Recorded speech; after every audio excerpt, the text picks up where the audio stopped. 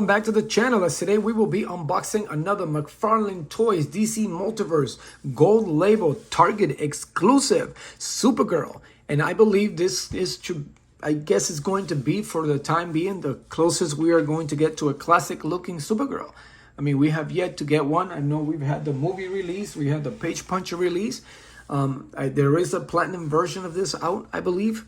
I have yet to see it myself. I know it has to do more of the colors of the CW Supergirl show, but I'm excited for this one. We finally got a classic look. It looks like she has the cloth cape. It's only one thing that I can tell from right now that I am going to nitpick a little bit, but other than that, I'm excited for this. I've been waiting for this, so without further ado, I'm going to open this up and I will be right back. All right, so the figure is out of the packaging, and we will quickly go over the accessories. Now, it doesn't have any extra hands or nothing like that, like, you know, typical Mcfarlane, but I was surprised that it actually has two stands. It came with the DC Mcfarlane flight stand with the DC logo on it, which of course I believe every Superman character, every flying character should have one. I got tons of these. These are amazing. And it came with a base. It came with a normal black stand, which is, yeah, that's rare. I'll put those to the side. And of course, the data file or trading card, which way you prefer. And of course, it's got the nice rendition, just like the back of the box. And I put the box there. I normally don't put it for other figures, but I put it there, and we will talk about that and I'm sure you all can tell by now what I might pick on it. And of course, it's got the little story there on Kara Sor-El, and how, you know, she was there to protect Superman, or Kal-El, but she got to Earth decades later, and he was already grown and all, and she was she got stuck on her thing, and, you know, showed up late. Of course, you know, she was late.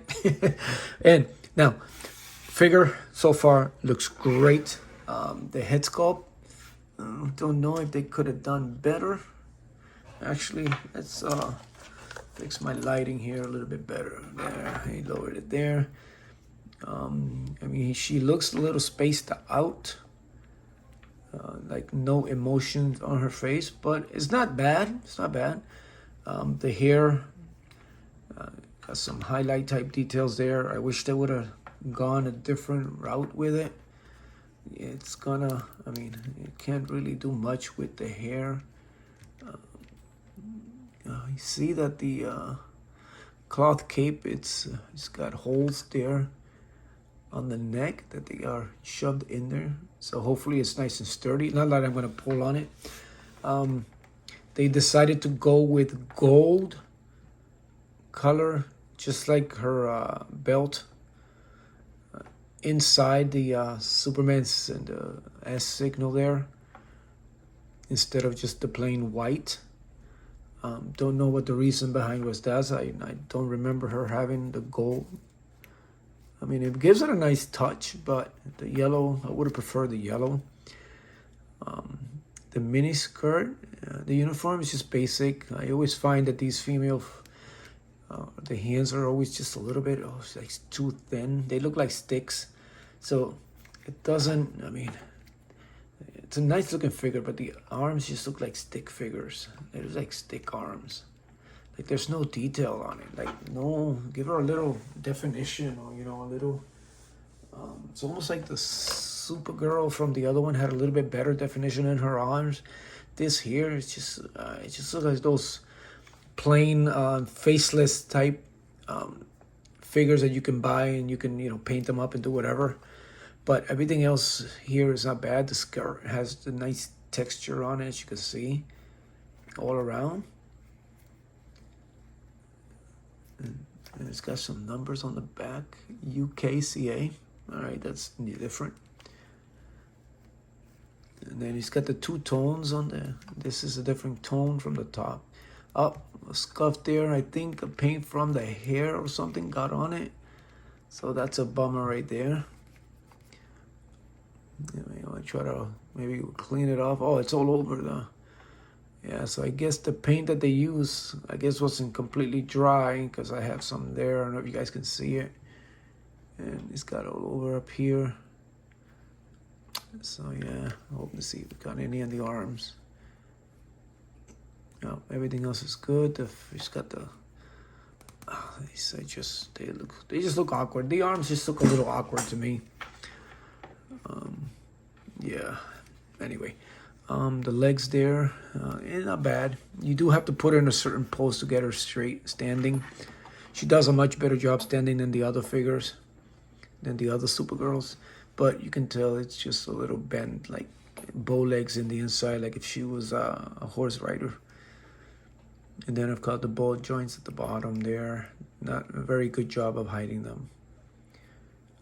The boots now, the only thing that I wish they did, I wish that the boots weren't that high, because it doesn't really look right. Like, I'm used to the boots being at least this high, show a little skin, mini skirt, but the paint goes all the way up, and then you do have the line of the boots. I don't know if you guys can see it right there, but then they kept it right all the way up.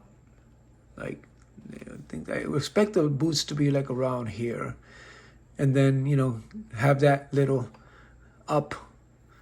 point going up on it would have been great, and then show the skin. It would have looked good, but they decided not to, and it doesn't look right. It looks like she only fights in the wintertime. She's got the legs all the way up with the skirt. Again, hopefully it is not the last Supergirl we will see. I know they've cramped up quite a few lately. This has been my third already since I started collecting. They had the movie version, that's a totally different one. The page puncher ones, which I think it's actually pretty good, because it is a video game, so it's a lot accurate to the video game. But it's nice. Don't get me wrong, the cape, it's nice. It's actually the I don't know. Well, I think wasn't her cape supposed to be a little bit shorter in the? No, but actually this cape is not bad. I'm not gonna nitpick on the cape. It is cloth. It's nice looking. Put a little wires on it. You can do a lot of things, or hold it up with stuff for posing. That's actually not bad. The only thing I don't like is the boots going all the way up. It kind of looks like one of those, abstinence people that, I don't know. Yeah, they should have at least cut the boots shorter. But everything else is not bad. It's a nice looking Supergirl. The hair, it kind of hinders the articulation a little bit. I mean, that doesn't look good. But you get some nice movement. You're obviously not going to get any head forward movement unless, that's not bad, I guess. You can stretch her out straight like that to fly, I guess. She doesn't have any. No, it doesn't look good. So a lot of the poses are going to be in this.